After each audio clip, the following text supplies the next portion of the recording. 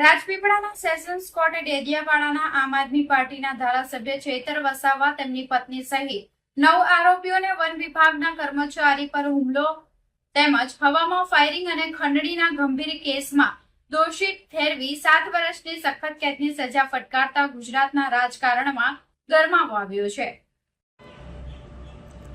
ચુકાદા બાદ કોંગ્રેસના આદિવાસી નેતા અને ધારાસભ્ય અનંત પટેલ ચેતર વસાવાના સમર્થનમાં સામે આવ્યા હતા।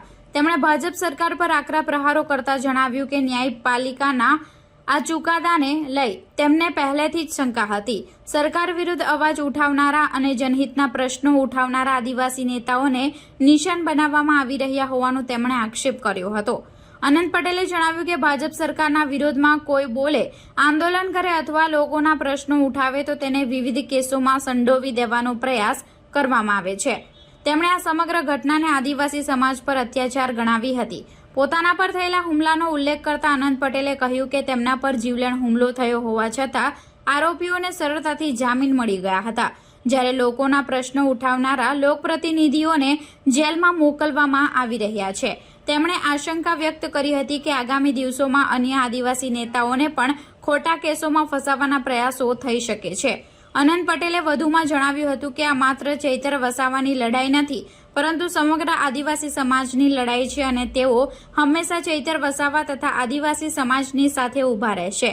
રાજપીપળા સેશન્સ કોર્ટના આ ચુકાદા બાદ રાજ્યના રાજકારણમાં ચર્ચા અને પ્રતિક્રિયાઓનો દોર શરૂ થયો છે, ત્યારે આગામી દિવસોમાં આ મુદ્દો વધુ ગરમાય તેવી શક્યતા વ્યક્ત કરવામાં આવી રહી છે। ચેતર વસાવા પર જે રીતે ન્યાયપાલિકે ચુકાદો આપ્યો છે એની શંકા અમને પહેલેથી જ હતી। આ સરકારના વિરોધમાં કોઈ પણ બોલે, કોઈ પણ આંદોલન કરે અથવા એના વિરોધમાં અવાજ ઉઠાવે એટલે એને કોઈ પણ રીતે સંડોવવાનો, એને કોઈ પણ રીતે ભેરવવાનો એ આદિવાસી સમાજ પરનો અત્યાચાર છે અને એ ભાજપની સરકાર હર હંમેશા કરી આવી છે।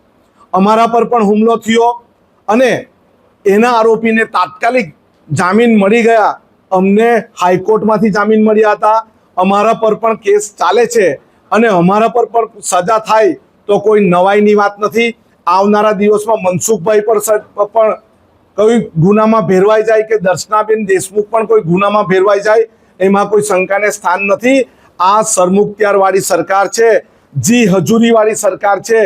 આના વિરોધમાં કોઈ આંદોલન કરે અથવા કોઈ આદિવાસી સમાજના કોઈ ગરીબ લોકોને વનકર્મી દ્વારા રંજાડવામાં આવે પણ જો કોઈ ધારાસભ્ય અવાજ ઉઠાવે તો એના પર ગુનો દાખલ થાય।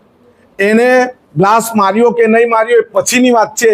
મારું માથું ફોડી નાખવામાં આવ્યું, મને પાંસળી મારી ભાંગી નાખવામાં આવી, છતાં પણ એના પર 302નો ગુનો દાખલ કરવામાં ન આવ્યો અને મારા પર જ 3 જેટલા ગુના લગાવવામાં આવ્યા।